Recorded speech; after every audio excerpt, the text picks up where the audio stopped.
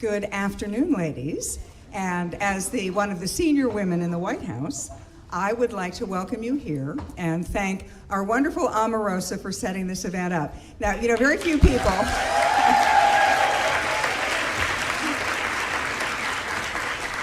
Very few people have only one name that they're known by: Elvis, Oprah, and Omarosa.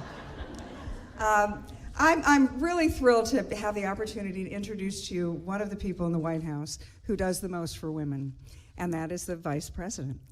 I see him every day because my office is right down the hall. As the Deputy National Security Advisor, I brief the Vice President and the President every day about defense, foreign policy, international crises. But let me tell you about another international crisis. I was at Trump Tower right after the president won the election, and he had asked me to be the Deputy National Security Advisor. Now, at that time, it wasn't the White House with hundreds of staff and everybody doing things. It was really me, General Flynn, and the 19-year-old kid who had been the driver during the campaign. And every ambassador in the world wanted to meet the new national security team for President Trump and Vice President Pence. So we were there in Trump Tower, and in and out they came, ambassadors, foreign ministers, and it was actually kind of a parade. Well, one day, I lost one. Actually, I lost two of them. I lost a foreign minister and his ambassador, and I greeted them very nicely when they came to Trump Tower. I put them in a little conference room and promptly got distracted. Half an hour later, I realized that I had left a foreign minister of one of America's closest allies by himself. I didn't even offer him a cup of coffee. So at this point, running in my head is, oh my gosh, you've only been on this job for 48 hours and you've already got an enemy, an important ally that's now an enemy. So I'm panicking, thinking, well, what should I do? Well, I went up to the foreign minister and the ambassador, who clearly were not impressed that a woman was greeting them, and they were hoping for more. So I'm looking around, what can I do, what can I do? And then a very handsome silver-haired man walks by, and I ran up to him and I said, Mr. Vice President, I need a big favor. I have really blown this. I have lost a foreign minister and an ambassador, and they're not getting nearly enough attention. And he looked at me and he said, don't worry, I got you covered. So the Vice President goes over to the very senior foreign minister, and he sticks his hand out, and he said, it's such a great honor to meet you. And let me tell you, my daughter's had a trip recently to your country. Could you please come into my office? Well, two big smiles, a foreign minister, an ambassador, thrilled to be meeting the Vice President-elect of the United States. They had their meeting, they came out. I was thinking, gosh, crisis averted. I'm going to get the Nobel Peace Prize. And so fast forward to about 6 weeks later, at the inaugural, I saw the same ambassador. And I said, wasn't that a great opportunity? You got to meet the Vice President. And he said, yeah, but I got in a lot of trouble. And I'm thinking, huh? Are you kidding? And he said, yeah, when the word got back to the Prime Minister that I had met the foreign minister and I had been with the Vice President, he wanted to know why I hadn't been invited to the party. With that, let me introduce one of the great men in this administration, and somebody who not only empowers women, but in my case, he saved my neck. Thank you, the Vice President.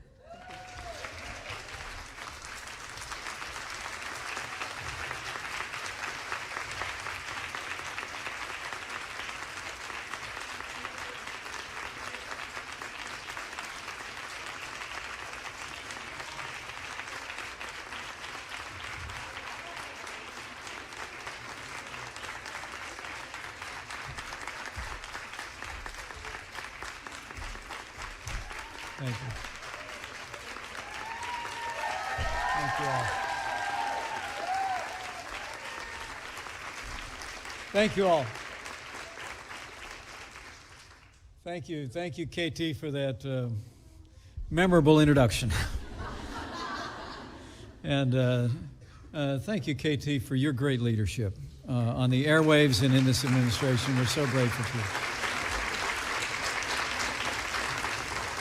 On behalf of President Donald Trump and First Lady Melania Trump, it is my great privilege today to welcome members of our cabinet and women from across the country, business leaders, leaders in academic life and public life, leaders in your communities, friends all, welcome to the White House.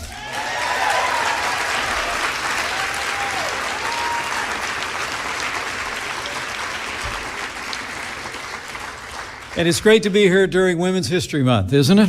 Yeah. The world has celebrated International Women's Day on March 8th since 1911.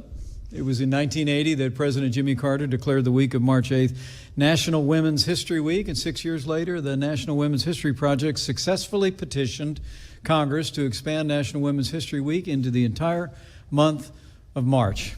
And today, here in the East Room at the White House, we're continuing a celebration of Women's History Month by really bringing together an extraordinary group of women who are serving this administration with incredible distinction.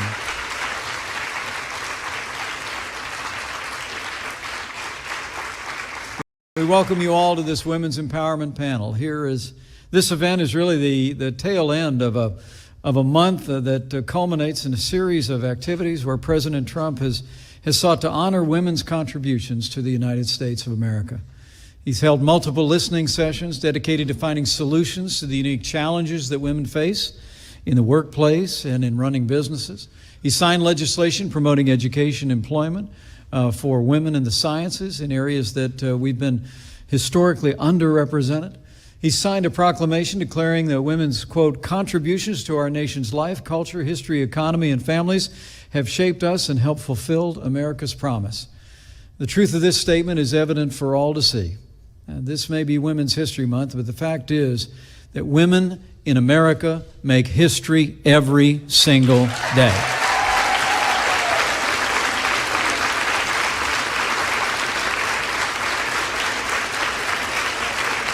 And today, I'm really looking forward to just sitting in. You're going to hear today from some of the extraordinary women that President Trump has brought in to help lead this administration. Betsy DeVos, from one of the great storied business families in Michigan, in America, now the administrator of the Small Business Administration. Betsy's already been on the road talking about how we get America moving again for women entrepreneurs.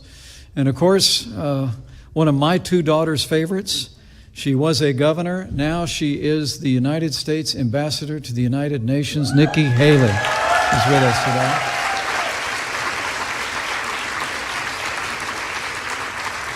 As you can imagine, my two daughters, one in college, is headed to law school next year, and one who just started her career, are not very impressed with people in politics.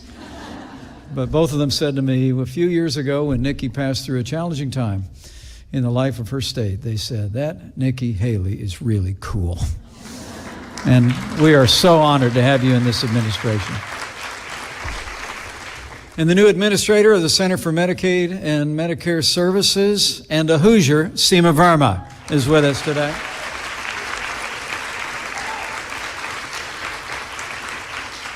This is an extraordinary group of women, and I'm looking forward to hearing their thoughts today. And, you know, it really is the greatest privilege of my life to serve as Vice President to President Donald Trump.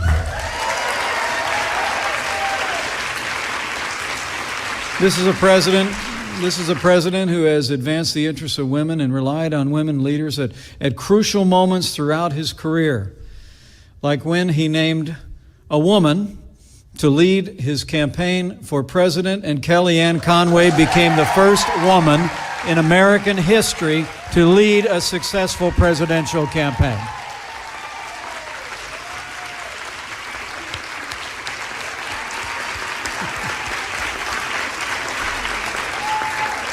The truth is, American women are making a difference in our administration, in our economy, in our communities every single day. They're driving our economy through entrepreneurship and innovation. In fact, there are more than 9.4 million women-owned American businesses that employ nearly 8 million Americans, with annual revenues now totaling $1.5 trillion.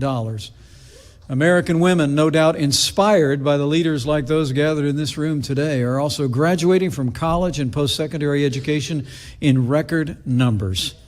And women leaders are defending our nation and wearing the uniform of the United States of America.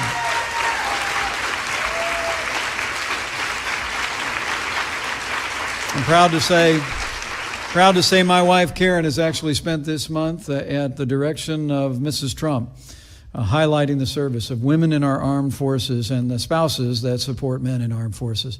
And American women are leading our country from the halls of government. You're about to hear from some of the most noteworthy. In the midst of busy lives, American women are also doing those most precious things. They're making time for families, for communities, and for involvement in religious organizations. President Trump and our administration, I promise you, are going to work tirelessly to empower women to be able to climb the ladder of opportunity and contribute even more to America's success in the years ahead. And I know, under President Trump's leadership, the future for our country and the future for American women is brighter than ever before.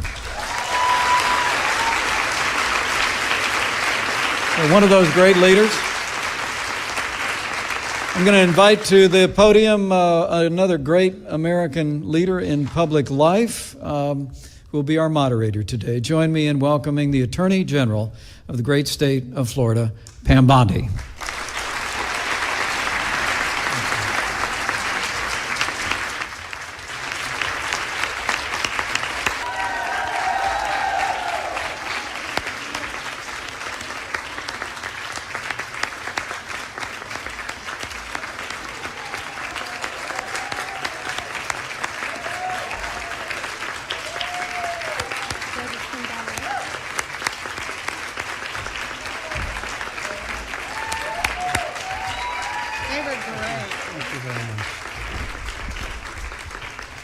Well, thank you very much.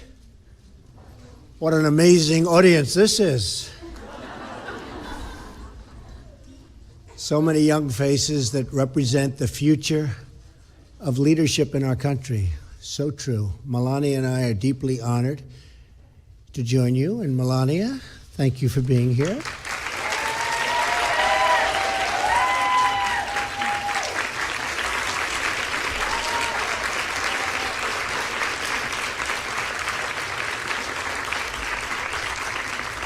So as you know, Melania is a very highly accomplished woman and really an inspiration to so many. And she is doing some great job. In fact, I shouldn't say this, but her poll numbers went through the roof last week. What was that all about? Through the roof. She has to give us the secret mic, right?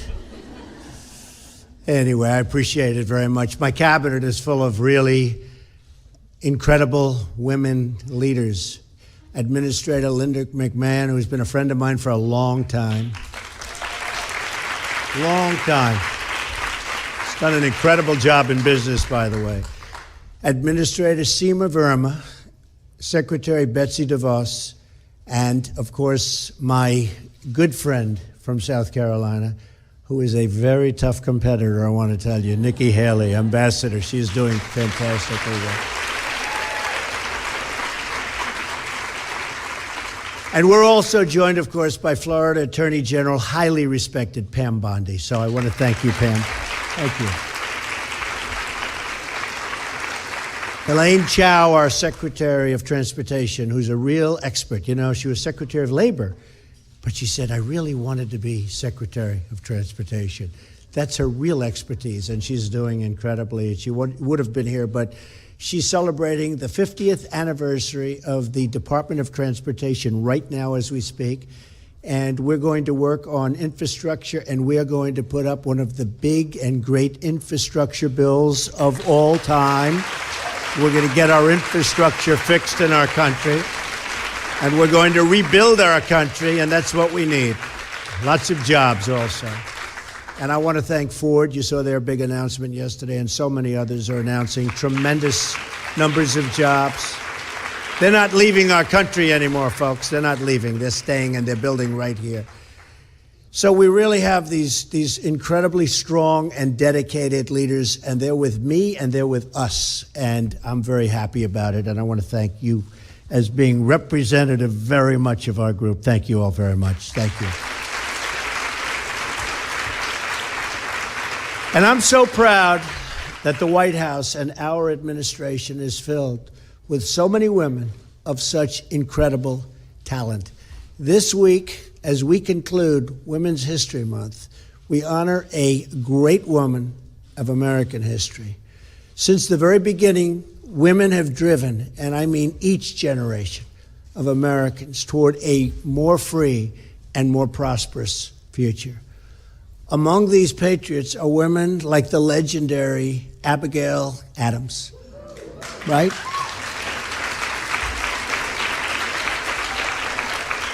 Who during the founding urged her husband to remember the rights of women. She was very much a pioneer in that way.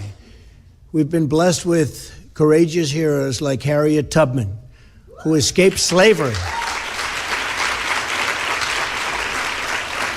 and went on to deliver hundreds of others to freedom, first in the Underground Railroad and then as a spy for the Union Army. She was very, very courageous, believe me.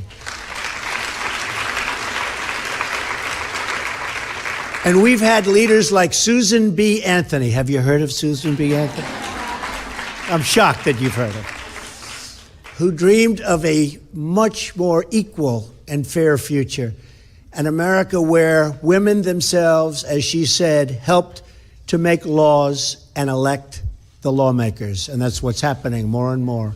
Tough competition out there, I want to tell you. From the untamed frontiers of the Western Plains to the skyscrapers of Manhattan, American women in every generation have shown extraordinary grit, courage, and devotion. Our present generation stands on the shoulders of these titans, and that's what they were and are, titans. Only by enlisting the full potential of women in our society will we be truly able to, you have not heard this expression before, make America great again.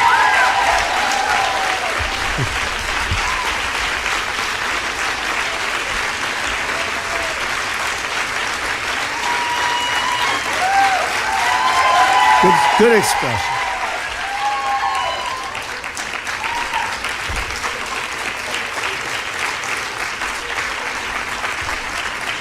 Thank you.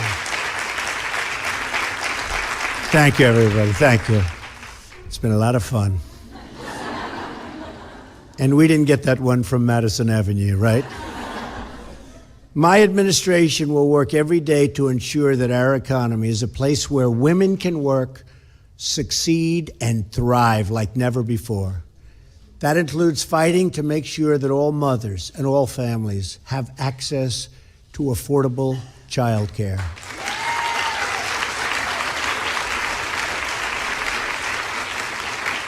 We want every daughter in America to grow up in a country where she can believe in herself, believe in her future, and follow her heart and realize her dreams.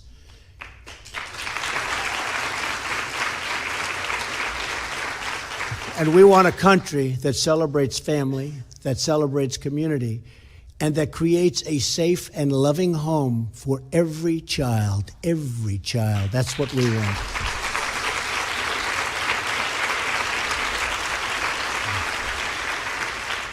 Early this year, I met with a remarkable group of leaders.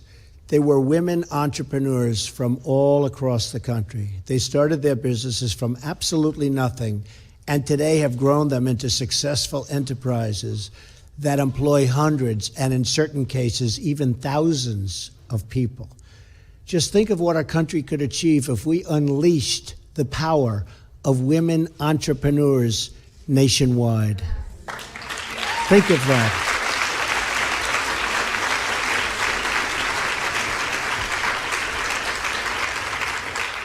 So as a man, I stand before you as president. But if I weren't president, I wouldn't be happy to hear that statement. That would be a very scary statement to me. Because there's no way we can compete with you. So I would not be happy. Just wouldn't be happy. One of the business owners I met, Lisa Phillips, used to be homeless. She's now the owner of an event planning company, and she trains homeless youth in Baltimore for good-paying jobs. Lisa had a message for all of us. As she put it, this is a country of chances. If you're willing to work hard, you'll get the chance. And she means it, and she's become very successful. She's terrific. Lisa's right, but we have to fight to ensure that more people have the chance to succeed. To do that, we must believe in each other. And we must dare to dream of a better, brighter, and more prosperous future for all of our citizens. We have no choice. That's what we have to do. And to be honest, whether you're a woman or whether you're a man, you have that same dream. You want to be able to dream. You just have a big advantage over us. You know why? Right there. There's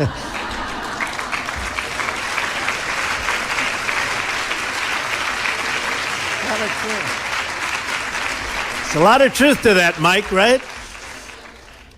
That's what I want for each and every one, and each and every one of our daughters and our granddaughters, and I know together we will get there. I want every young person in the audience today and watching from home, and they're all over the place. Those cameras are all over. To know that the future truly belongs to you. We are Americans, and we will not stop until we have achieved our dreams. I want to thank you very much for being here. It's my great honor, I will tell you, to be here. In fact, Melania said, this is something I just have to be at. She feels so strongly about it. She feels so strongly about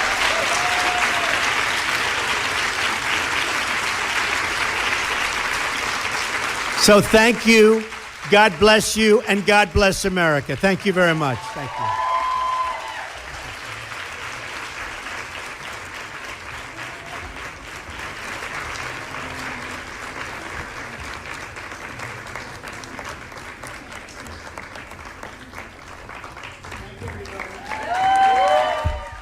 Ladies and gentlemen, please remain in your seats until the President, Mrs. Trump, and the Vice President have departed the East Room.